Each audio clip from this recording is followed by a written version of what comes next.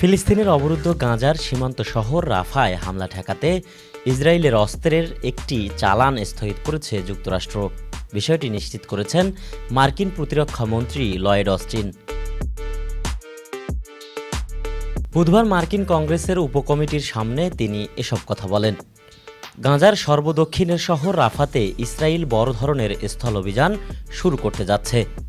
এমন উদ্যোগে গত সপ্তাহে দেশটিতে বোমার একটি চালান স্থগিত করেছে যুক্তরাষ্ট্র সরকার। মার্কিন প্রশাসনের একজন কর্মকর্তার বরাত দিয়ে বিভিন্ন আন্তর্জাতিক সংবাদ মাধ্যম এ তথ্য প্রকাশ করে। সংবাদ মাধ্যমগুলো জানায়, ইসরায়েলে পাঠানোর জন্য প্রস্তুত করা ওই চালানে 1,80,02,000 পাউন্ড ও 17,500,000 পাউন্ড ওজনের বোমা ছিল।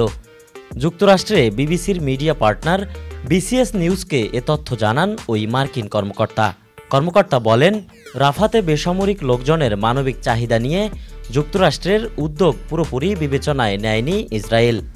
তাই বাইডেন প্রশাসন এ সিদ্ধান্ত নিয়েছে।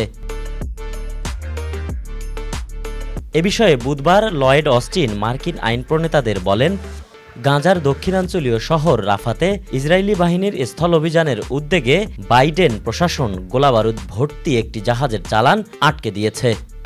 অস্টিন আরও বলেন, আমাদের অবস্থান পরিষ্কার। বেসামরিক মানুষের নিরাপত্তা নিশ্চিত না করে রাফাতে ইসরায়েলি বাহিনীর অভিযান চালানো ঠিক হবে না। তিনি বলেন, কিভাবে স্থগিত হওয়া অস্ত্রের ওই চালানের বিষয়টি এগিয়ে নেওয়া হবে সেই বিষয়ে চূড়ান্ত সিদ্ধান্ত হয়নি। তবে তিনি এটাও বলেন, আমরা ইসরায়েলকে তাদের আত্মরক্ষার সহায়তা করতে প্রতিশ্রুতিবদ্ধ। গত 7 মাস ধরে চলা ইসরায়েলের হামলা থেকে বাঁচতে গাজার 10 লাখেরও বেশি বাসিন্দা রাফাতে আশ্রয় নিয়েছেন। তবে গত সোমবার রাফার পূর্বাঞ্চল খালি করার নির্দেশ দেয় ইসরায়েলি সেনাবাহিনী। একেম সুমন, সকালের বাণী।